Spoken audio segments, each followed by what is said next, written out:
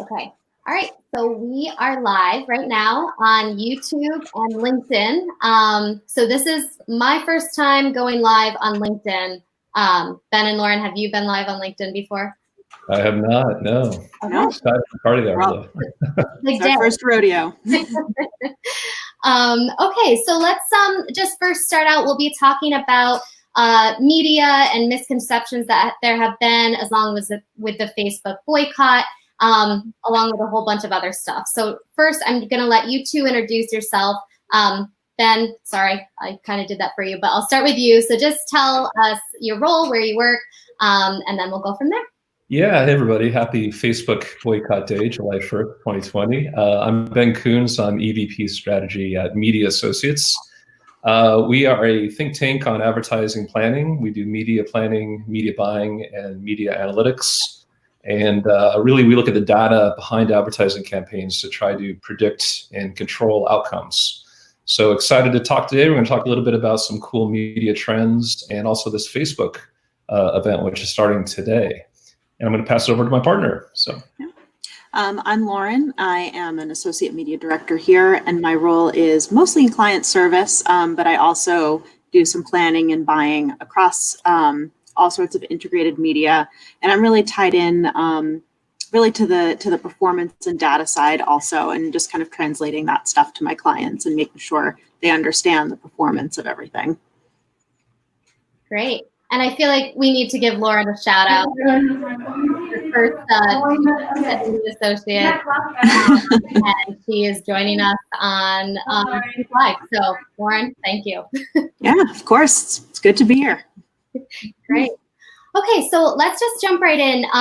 First question. So what are some misconceptions around media and media ads? I know it's a very general question, but Ben, I'll start with you. I think the way I would frame it is if you think about television, which is still very important in advertising, people watch 4 hours of TV a day. 30% of TV is commercials now. So if you do the math, over the course of a month, that's 6,000 plus commercials someone's exposed to.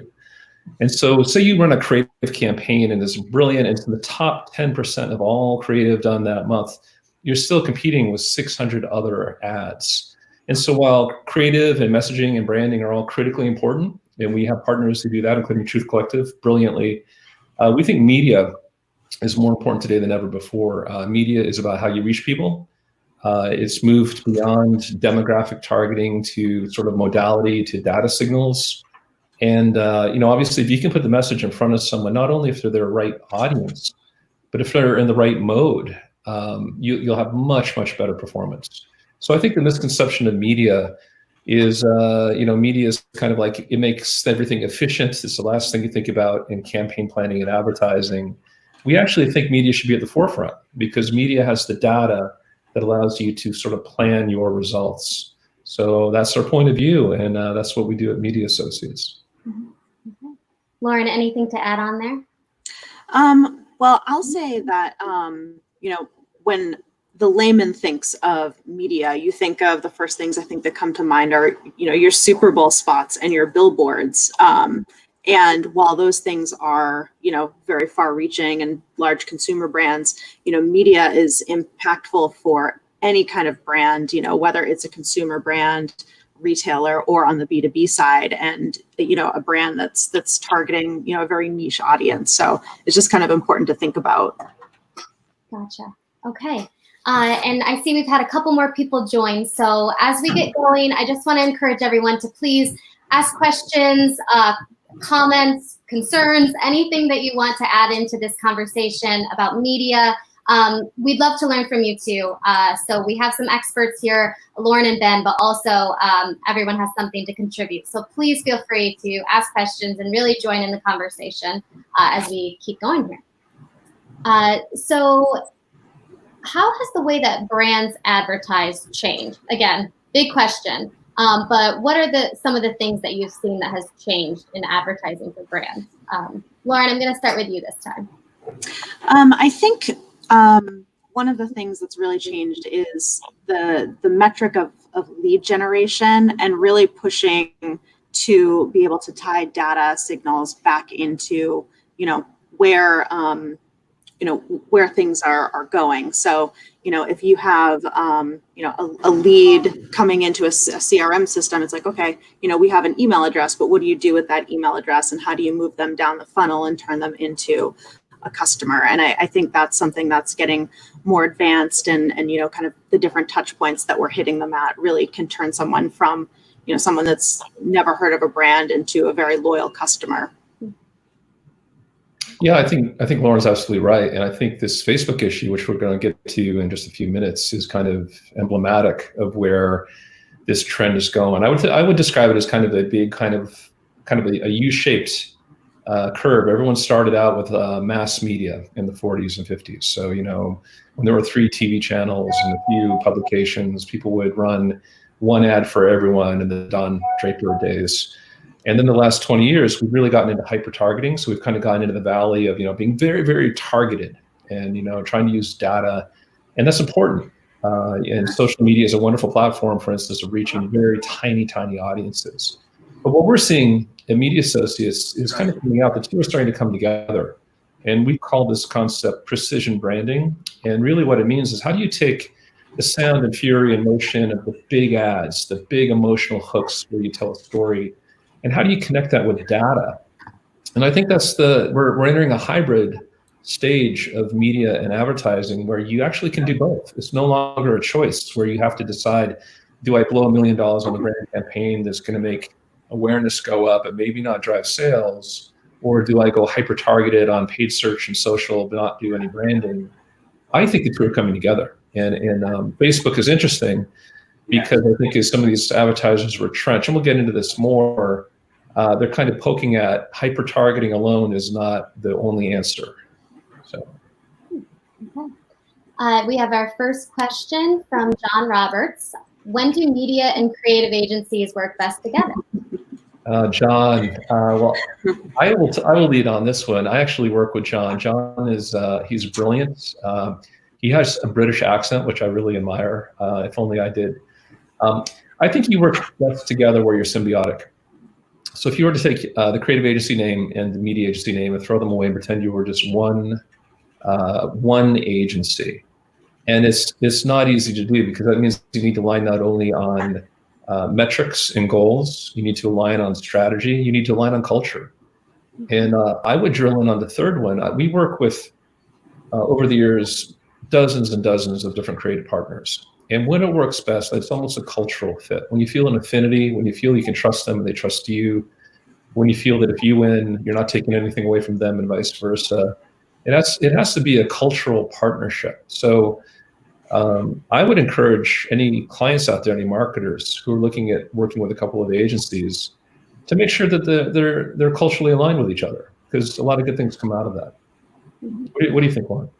I would also add that really communication is very, very key. I mean, when you talk about any relationship, it's very important, but, being open and honest about what your expectations are and being able to give good and honest feedback is really important, to kind of help things not sort of get off of the rails. And really, you want to be working in tandem together, and so that you're putting both of your best foots forward for your clients.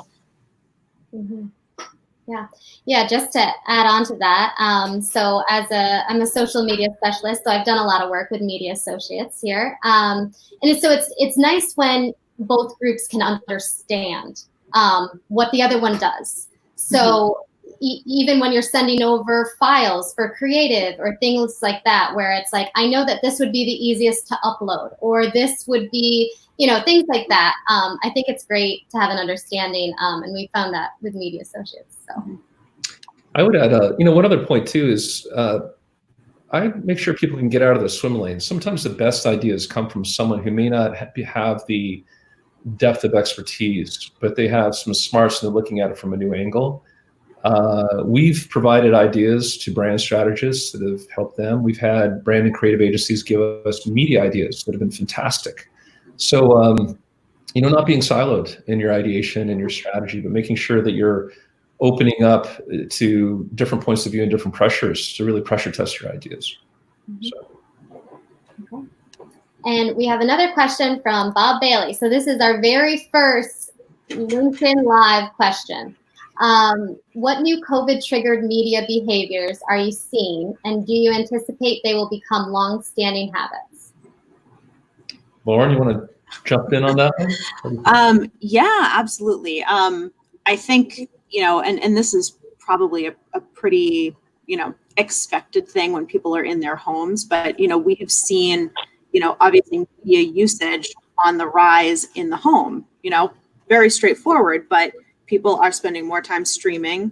They're spending more time, interacting or watching things on their actual, TV and smart devices in their homes, whether that's actually watching, your cable channels or your network channels, but also using, not necessarily your tablet to be streaming content, but also, your devices in the home. And then, obviously on the flip side of that, with people not in their homes, out of home is kind of suffering a little bit, and along with terrestrial radio, and your NPRs and your AM FM stations of the world. Yeah, I think, to add to that, Lauren, you're absolutely right. I think that COVID has been an accelerant. Online video in particular has just taken off, and we've seen that trend. The shift to online video has been it's been growing like 40% year over year, but the consumption of video right now is through the roof. Meanwhile, the other big trend, which has probably been exacerbated, is this idea of concurrent media usage. So if I'm watching TV, but I have a tablet or a laptop or a mobile device in my hand, and I'm doing everything, we do it on calls all the time. And what's interesting about that too is it creates a wonderful opportunity to synchronize touch points. There was an amazing book years ago by Rex Briggs, I think, a consultant who looked at billions of dollars of advertising, called What Sticks. And one of his theses was, if you hit people from 3 different directions, you're more likely to break through than if you hit them from one channel 3 times. And so if you think about it, the win would be you get someone on TV, but it's a smart TV. And then you use automatic contact recognition to synchronize that with a device on their desktop or on their social media feed. The user feels, hopefully in a non-creepy way, that there's this big campaign going on, but what you're really doing is about breaking through to you. And that is the win, where you can use all these new data behaviors and media behaviors and bring them together with data to sort of surround that customer. Okay, another question coming in from Elizabeth. How do you feel about the recent Dove commercial regarding the Black Lives Matter movement, and would you consider this a form of Black Lives Matter marketing? I confess I have not seen it. Have you seen that, Lauren? The Dove commercial? I don't believe I have either. No, I haven't seen it either. So Elizabeth, great question. I just looked it up now, but I'll definitely take a look. And Elizabeth offline could for sure send you an answer. I think the issue Elizabeth might be alluding to is how do brands align with a cultural issue? And it's funny, I read a blog post recently that kind of had a structure where there are 3 types of brands. There are brands that are born with a cultural mission. So Ben & Jerry's launched, in Vermont, where I grew up, 1% for Peace, and they've always been out front. There are brands that pivot to culture to try to do the right thing, and I think we're seeing a lot of that right now. And third, there's a much bigger circle of brands that just slap it on as a PR ploy. And not to be cynical, but that is sometimes where things misfire. And I haven't seen the Dove. I'm a fan of a lot of Dove advertising. I thought their Real Beauty campaign was amazing. And one of the ads, the sketch artist went out, made me cry almost. But I think that's a test. Is it intrinsic to who you are as a brand, or are you just slapping it on to kind of add some color? And it's hard to be real, but consumers today, they recognize reality. They recognize authenticity. So you have to try to make it part of your mission and not just be a veneer that you're putting on. Yeah. Yeah. Then going right off of what you said with brands being real and authenticity, we've kind of been seeing the move from these very polished commercial ads to more of a, maybe that was taken on an iPhone, and just kind of like not really rehearsed. So have you seen, or what's the change there? Or have you seen a lot of that with some of the clients you've been working with, or what's kind of been the response to that? I think there are three factors driving that. One is the demand for creative has gone through the roof. I mean, you know this at Truth Collective. 20 years ago, you would spend months doing a huge television spot, and that one spot would run for months and months and months. And now people are expecting brands to update content, every day almost. So there's a demand that almost pushes us to do something a little grittier. Two, I mean, user-generated content. You're communicating in a sea of UGC done by people doing their TikTok dances. I won't try to do it, all that stuff. And so people, we kind of, it's the Zeitgeist, it's kind of the vibe of the time, something gritty and real and done fun. And third, going back to authenticity, I mean, gritty and real. I love seeing the backs of people's homes and the messes and the kids walking in when you do a video call. There's something human about something that's not overly polished. So I think it's healthy. I think people get more content. It's more relevant. You can customize more. And it might actually resonate more because it doesn't feel like it's hyper polished. What do you think? And I would add to that, Ben, too, that, I think the social media generation, people that have been brought up literally putting their lives out there for everybody to see, everybody, but it's one of those things that's you're personalizing your brand, and maybe what you're putting on Instagram isn't as, real as what's happening in your life. And I think just as a society, we're pushing towards, trying to be more authentic in your personal communication to the world. So I think having brands doing that as well is something that sort of sets a tone and makes things attainable for people.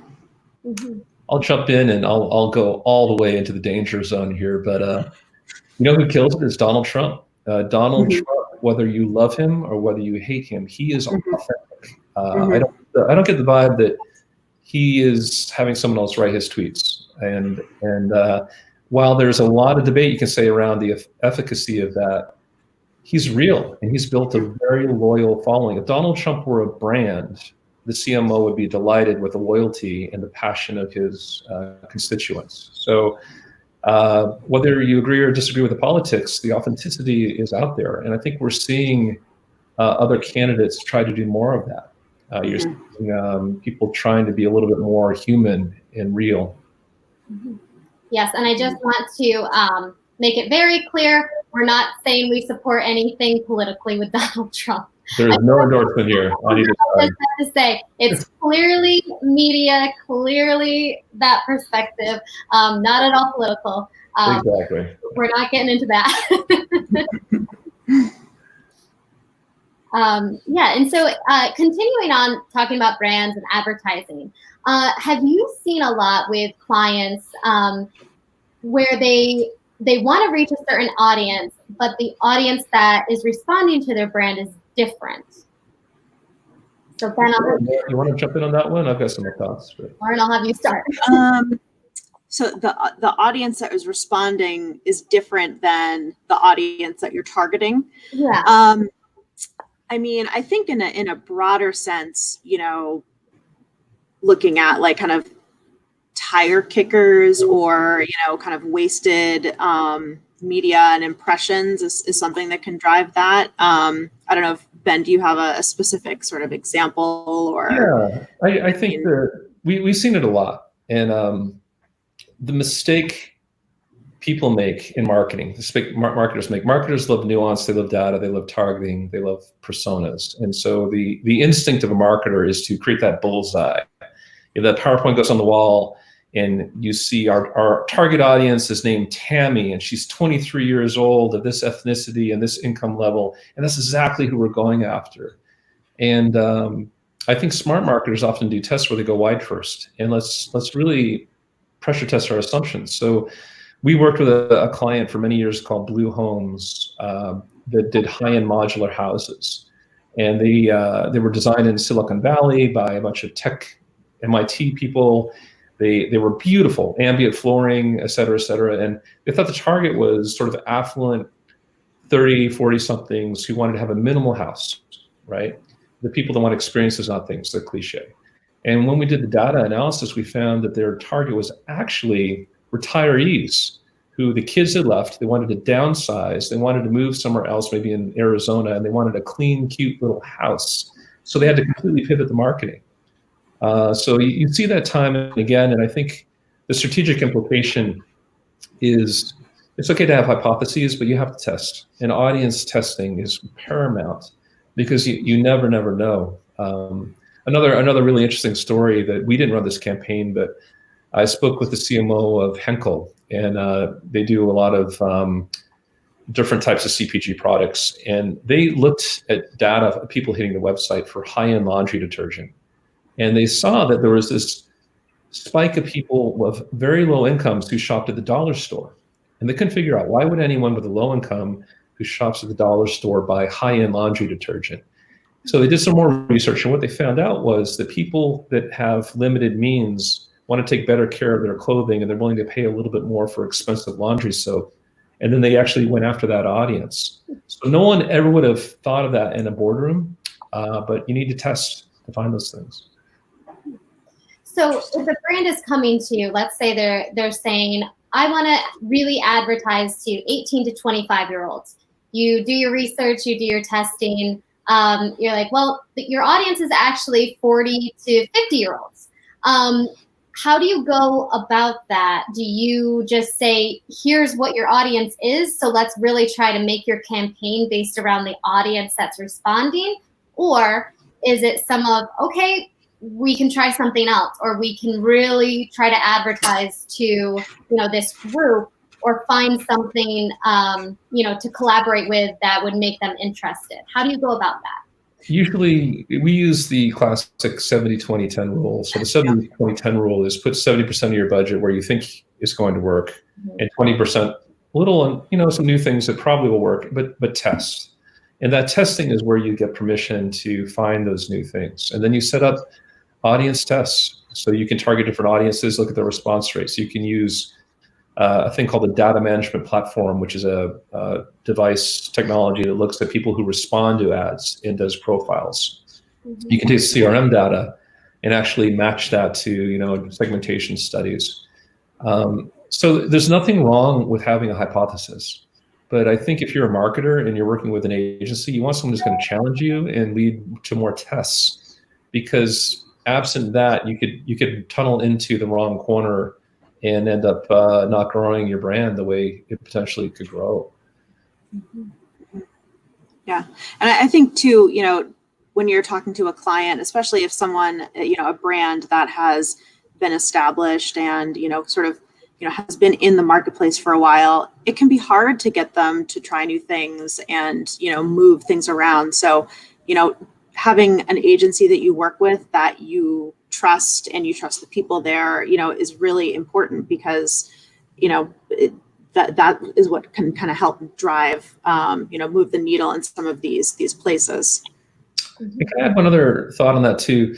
We talked quite a bit about demographics and targets and audiences, but a lot of that is baloney. And let's take the word millennial, right? Isn't it kind of ironic that we take 1 billion people as an industry that prides itself on targeting, we lump them together, and we say millennials don't want to own things, they want experiences? It's complete baloney. People have different modalities, people have different interests. So where I'm going is beyond demographics, beyond age and description and gender, et cetera. You can find out, through data signals, what are people into? I could have a doppelganger who looks just like me, my age, that might be into horse riding and I'm not, or motorcycles and I'm not. So using product behavior, using data signals, and creating sort of audiences based on needs and interests can be very, very powerful. Anyway, just a thought. Yeah. So let's talk about advertising and then sales. So a lot of the time, especially with social media, so you put an ad out there, which, you get a lot of impression, there's a ton of clicks, there's a lot of likes, engagement, all that stuff, which is great, from the social media side. And you would say that's that ad did well, it was successful.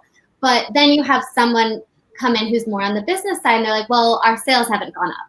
So how do you pitch that to someone that kind of wants to see an immediate response to, I paid this much, but now I'm not getting any more investment than I was before. It's gone up a little bit. How do you bridge that gap there? Ben, that's a tale as old as time, isn't it? The whole sales and marketing dilemma, and proving out ROI for an advertising campaign. Yeah. Exactly. I think everyone makes analytics so complicated, and I think it's really simple. And what I mean by simple is you either have direct measurement or you have this ugly word called statistics. It's one or the other. So direct measurement is, you can follow people in through the website or the call center and look at their conversion rates and kind of track by channel. The typical problem with that is that's sort of what they call swim lane analytics, where you're measuring every swim lane against each other, but you're not looking at the cross currents.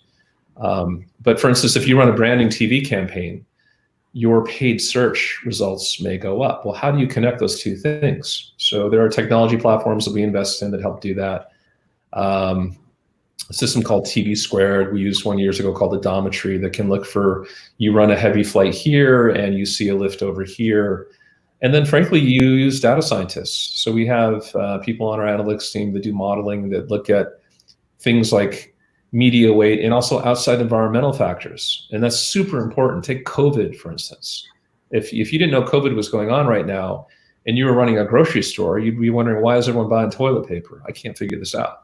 So, there's modeling with statistics and there's sort of direct hardwired measurement. But the two do go together. And I want to say that delineation between branding and DR, direct response, is really artificial. They really do go hand in hand, and it is possible to forecast and measure those results. Lauren, do you have something to add? I just, from someone that's dealing with clients directly, on a day-to-day and kind of having to answer to this is, the most important thing is coming out of the gate is establishing, what are your measurement goals? What do you want to see? And establishing, realistic expectations and saying, here's what we're going to do, and not sort of flipping the flipping the objectives, later in the campaign. So it is important to kind of make sure everyone is sort of singing from the same songbook when you're establishing your marketing strategy. That's a great point. I can tell you a story about that. We had a client we did consulting with that was I'll call it a public service client. I won't tell you anything more detailed. But they launched a campaign, and for the first couple months, their goal was to get video views. So the marketing team and the media team structured the campaign to maximize video views. So they got millions of video views. And then the leadership said, okay, we want you to take everyone to watch the video, and we want now you to convert them to someone who donates money to our cause. And the poor marketing people were like, look, this is a completely different strategy. You can't go from left to right overnight. So Lauren, you raised a fantastic point. You have to make sure you have the goal clear, and you can't serve two divergent goals. If your goal really is awareness, then hold to that and be true to that. So. Yeah. Yep, that's great. I feel like it's always just sales somehow comes in there sometimes. Where's the money? And then, so last question on ads before we move to the Facebook boycott. I wanted to see, is there a demographic that seems to be responding to media ads higher than anybody else? Like, is there a sweet spot demographic where it's like, okay, we know we can get them? Or is it just kind of, I know every brand is going to be different, but anything you've seen? Well, Lauren, you want to jump in? I think, as a strategic marketing mind, it really isn't, any one golden demographic. It's really, who are your audiences? Who is your brand going to resonate with? And, what are you offering? What is your, kind of promise to the consumer? And that sort of, dictates what audience you should be going after. But I mean, I think what is interesting to look at is just, you know, the way or the amount of media that's being consumed, you know, by our, you know, younger generations that are constantly connected and plugged in. You know, I think there are a lot of different touch points that they can be reached at, which is a challenge because, you know, there are so many ways to reach a certain person, but then that means there's also a lot of opportunity to reach that person. So I would add too, if anyone's watching this video and looks at the two women versus the one male on here, women are the driver of our economy. Women make 85% of home purchases. They make 80% of healthcare decisions, which is 1/5 of our economy. I just read recently for a client we're consulting with that women make 62% of new car purchases. And now put a pin in that, because think about how people market. Unfortunately, our industry, and I'm one, there are a lot of white men leading the ad industry. A lot of us are great guys, but we're not as diverse as we need to be. A lot of advertising doesn't recognize women as the decision maker. So I do think I think in general, to get around your question, not only are women a core audience in purchases, driving most purchases, they're often under communicated to and undervalued in brand communications. And then a subset of that, and I say this because I'm getting a little older, money is concentrated with age, unfortunately. And advertisers love young people, but I often find that maybe their audience is a little bit older than they expect them to be. If you think a lot about the imagery in advertising, you just picture an ad in your head as a young dude, a young woman, they're young and healthy, and that's aspirational. But a lot of the purchases are the boomers. A huge amount of wealth in this country is aging. And so I just think it gets back to testing and questioning your audience. Are you really aligned with who is making the decisions and the influence, and do the data research to make sure you get that right? Okay. All right. So with that, we are going to move on to the topic of the Facebook and Instagram boycott. So the moment we've all been waiting for.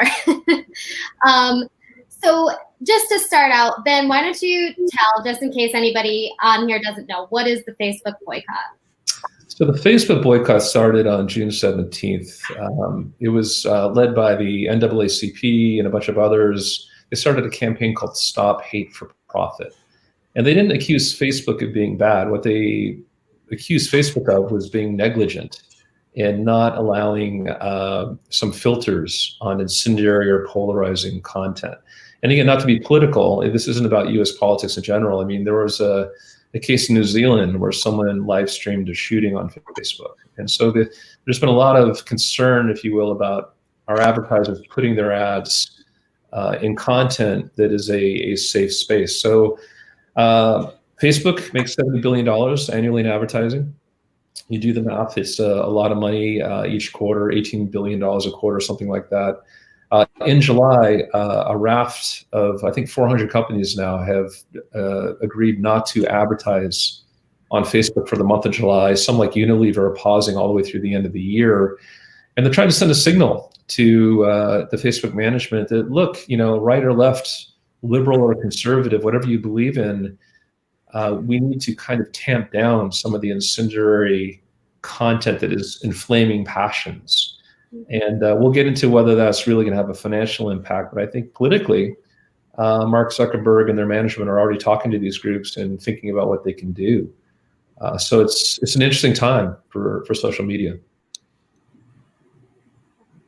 Lauren, do you have anything to add there? Yeah. So what you know, Mark Zuckerberg is someone that's sort of been he's been floated into Congress a few times to testify, and you know, every time it's, yep, we're sorry, we'll do better, and they kind of continue to not do better, and they pay their fine and they move along, and it's almost like one of their business expenses. You know, so when their source of revenue is impacted, you know, that's probably the only way to really, you know, to really make them pay attention. And it's just a matter of how big can it be made and how long can it be done? For it to really, can they just kind of hunker down for, the summer and just kind of get by and people are going to give up on it? Or is it something that will maintain? Yeah.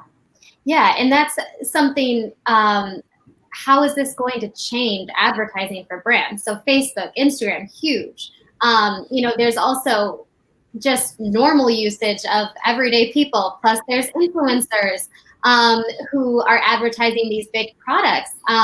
So how are brands going to be affected by this? And what do you think they'll turn to now? Or do you think they'll just freeze in their advertising?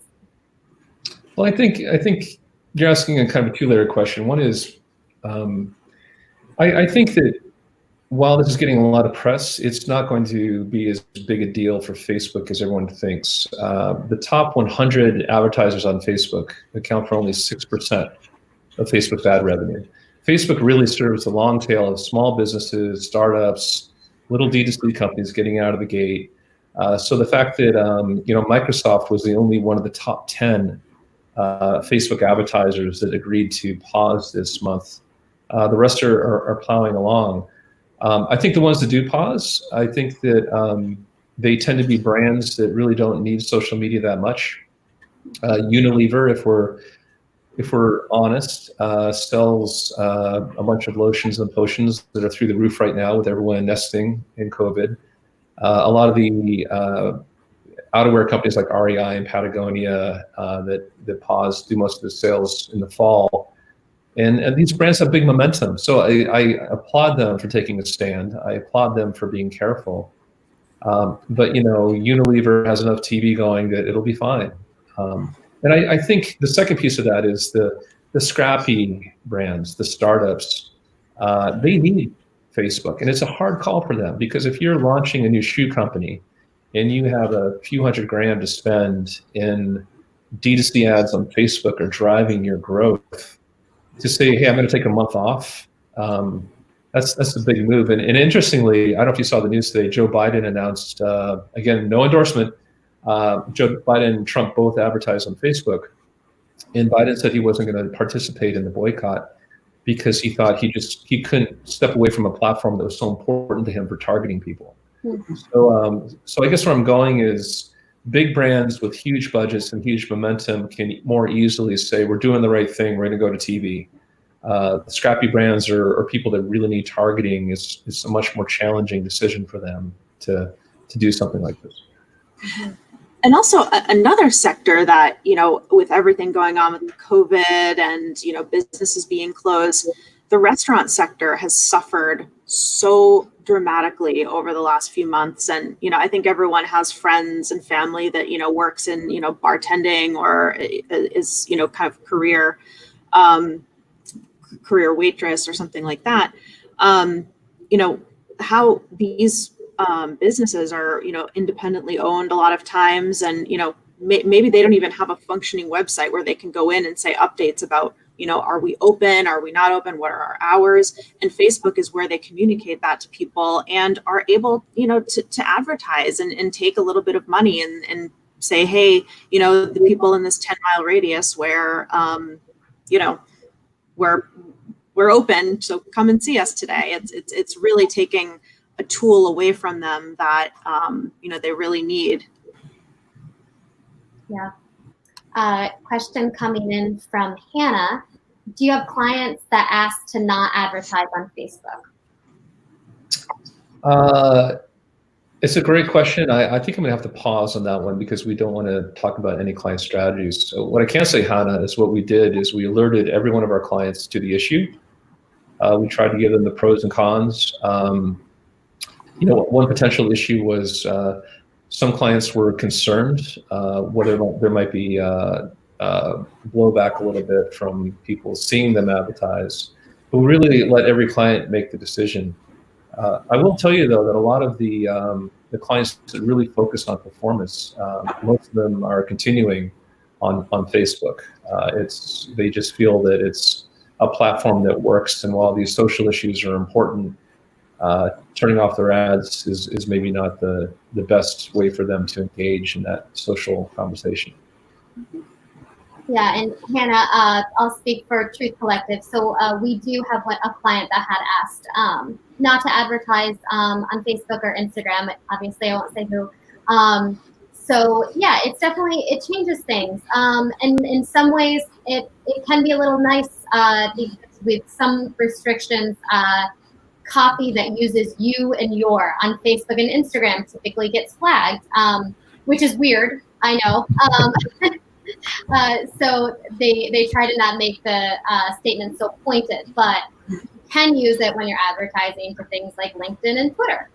So that has changed the messaging up a little bit. So you can make them a bit more pointed there. So that's just one way that we've been starting to navigate that. Because again, it is a big change, and it is a big way to just get information out there.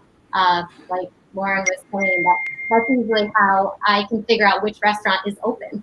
I just looked at their Instagram and see things are changing. But yeah.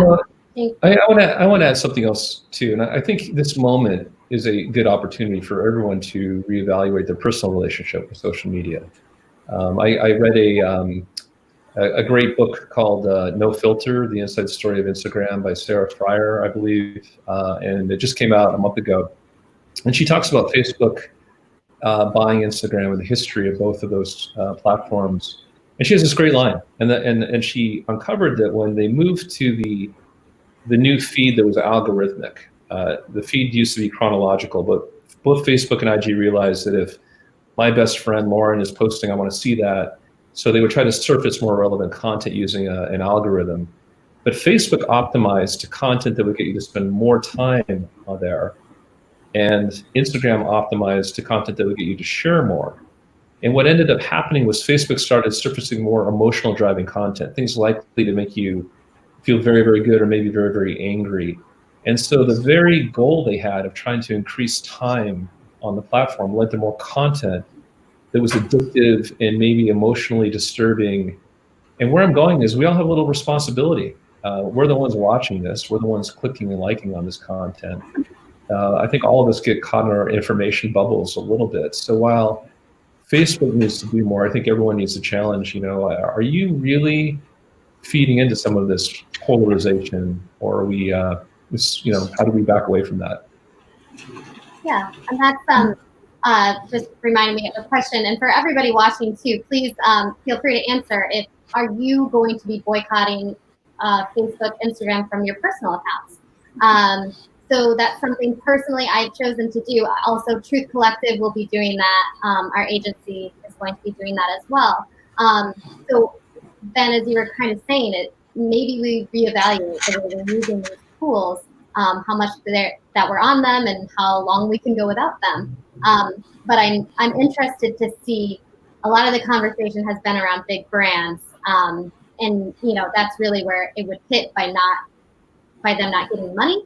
But personally, I'm interested to see how that's going to work. Are people going to stop posting pictures and things like that? So yeah, I mean, you raise a great point. Facebook has a risk, and Facebook has long been concerned that eventually it will stop being cool. The whole reason it bought Instagram was Mark Zuckerberg needed to lean into the new mobile picture moment. And now we have TikTok rising super, super fast. And so the risk is when you get people to change their behavior, they may not come back. And so I honestly think for Facebook, it's a strategic imperative for them, not just to change because it's a feel-good thing or a socially constructive thing to do, but they're going to lose audiences that people feel is a mean environment. And I don't know about you, but it's gotten a little mean over there. I don't mind taking a social media detox for a month and saying, hey guys, I'm going to go take photos maybe on IG, but at Facebook, I need a break. Yeah.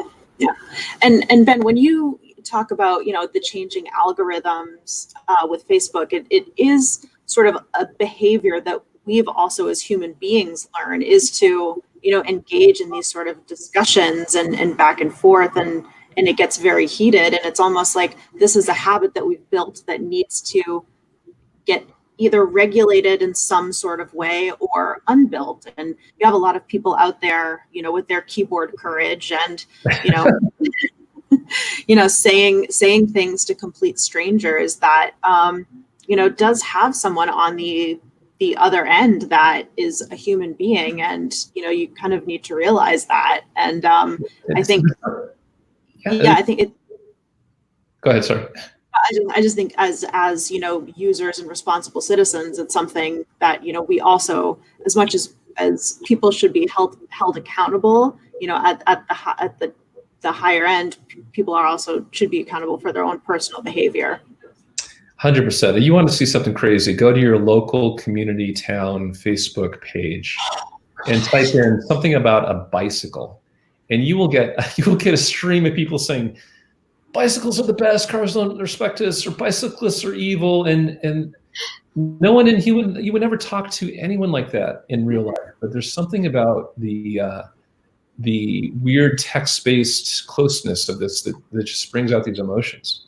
So anyway, hopefully it'll be for we'll have a better experience after they start addressing some of these things. Yeah, looks like Elizabeth, she is going to participate personally in the boycott. So. Good. Nice. Thanks for letting us know. So now moving back to brands. So let's say you get a new client. They won't be advertising on Facebook or Instagram. So what do you recommend here? Well, Lauren, why don't you take this one? I'll let you lead. Well, I think just given, any brand that comes to you, it's obviously, it depends on your audience and, kind of all the standard things. But, sort of with the explosion of the digital video content that's out there, there's so many ways to engage with that, whether it's on YouTube, whether it's through programmatic, whether it's through, direct, like connected television. It's video is something that is engaging, to human beings, and can kind of connect on a more emotional level. But now that there's so many ways to get it to a consumer, I think that's, something we've been pushing our clients towards, overall, just because of people's, media usage.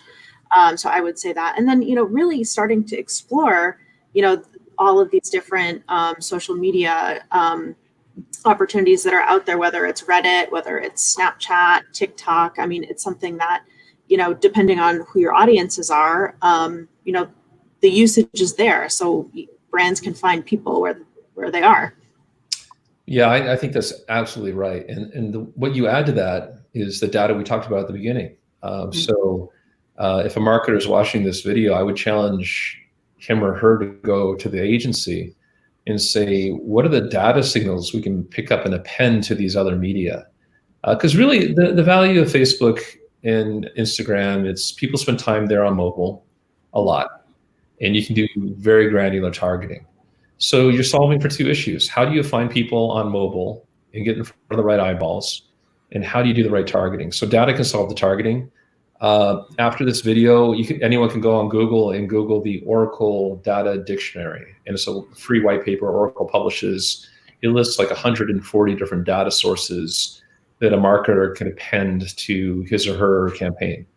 And then, Lauren, like you said, once you have the data, you can do online video, you can do banner ads, you can do high impact ads, you can do OTT at a very targeted level. So I think the answer is it's a time for every marketer to say, what are we doing with data that can connect to these other types of digital formats to provide that same level of connection? All right, we've got a question coming in from Josh Kuhn. Ben, you mentioned TikTok. What tips do you have for brands trying to engage on that platform? Does it have its own rules, tips, and tricks brands should know about? Hey, Josh, I appreciate the question. I will confess that I know very little about TikTok. We've been monitoring it with our social team. I have not actually led any of the strategy on that, but I would really recommend a pretty cool dance move. Let's go, guys.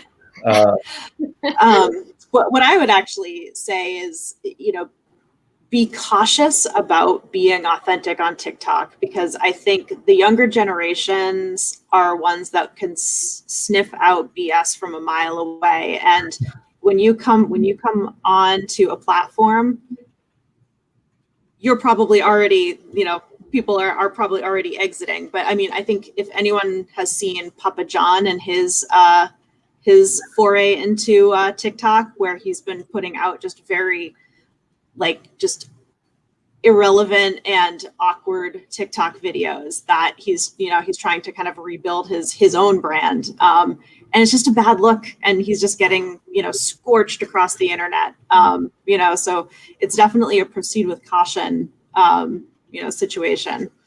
And there's a bigger issue here. I mean, I know brands want to engage on social media, but a friend of mine wrote a post years ago called "Your Brand Is Not My Friend," and if we're really honest, people are willing to consume advertising, but they don't necessarily want to be watching your crazy little TikTok videos. So I do push back sometimes on people leaning in too quickly on some of the fads that come and go. I remember Vine. Vine was huge for about 11 months, and then I think it kind of went away. Yeah, I think with TikTok, as you were saying, it's definitely not for everybody. Not every brand should be on TikTok. You don't have to be, that's fine. But I do think there have been some brands where it's like, really, you're on TikTok? And it somehow works. And I think what we've been talking about earlier is that authenticity and don't take yourself so seriously. Because Lauren, like you said, if you get on TikTok and you try to be serious or to, just have like a very tough stance, they're going to eat you up. So I think it's kind of showing. I mean, there's been things where I've seen where like a CEO gets on and they're dancing, and it's like so out of character, where it can be a little bit like, wow, that's kind of nice to see, like, this CEO of a company is a real person, or these people. Or do you see these people behind the scenes? And I think TikTok can be a great place to do that.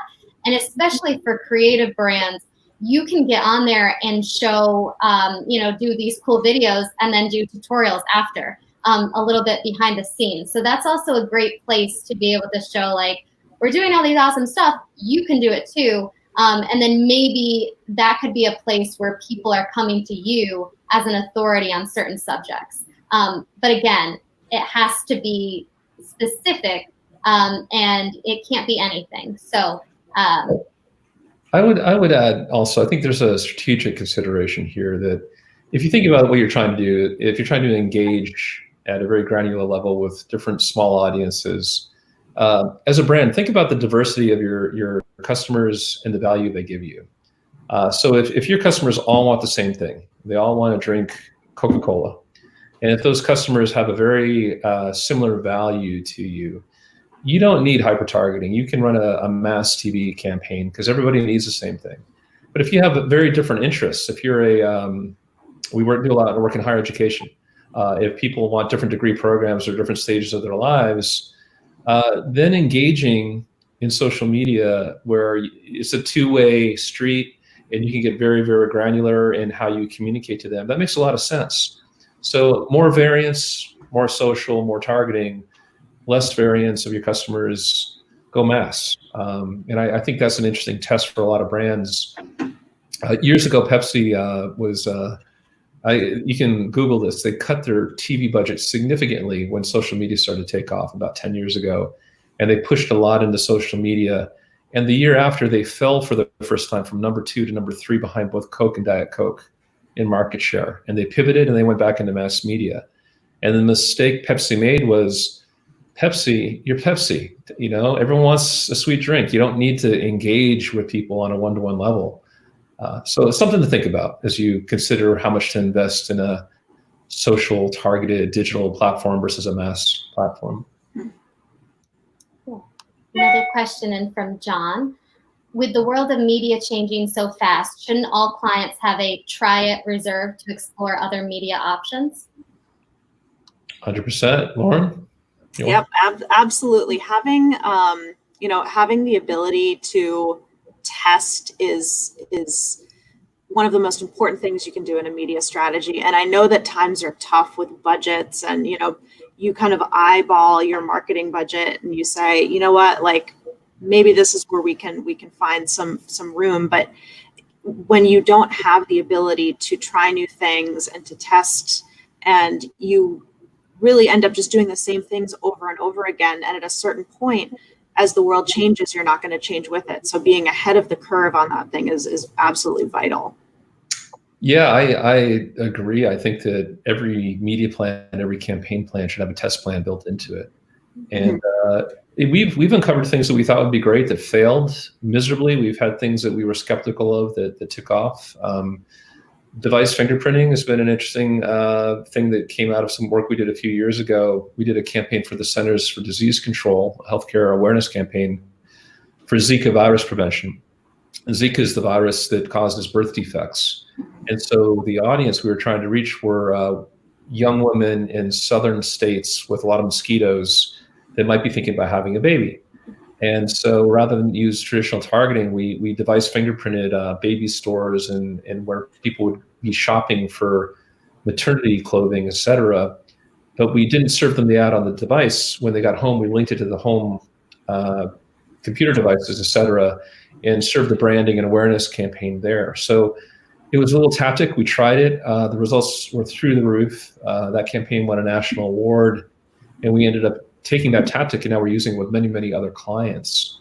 So yeah, 100%. You know, if you're not testing, you're not learning, and you have to learn to grow.